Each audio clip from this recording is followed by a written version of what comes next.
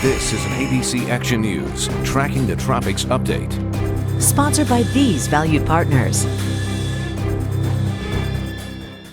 How you doing, everybody? ABC Action News Chief Meteorologist Dennis Phillips. Obviously, we are in the peak of the Atlantic hurricane season. I have a feeling it's going to continue all the way through October. I think the season goes with all the warm water.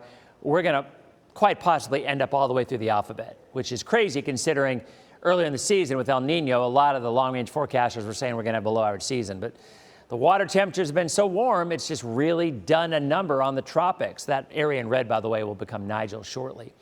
No threat to land at this point. Lee, moving northward, landfall in Nova Scotia, close enough to Maine that they'll probably get 55, 60-mile-an-hour winds in Maine. Cape Cod, maybe a foot or two surge, winds of 35 to 40. I think nor'easter, I think pretty similar to what they had. And the rest of the Gulf and the Caribbean are quiet.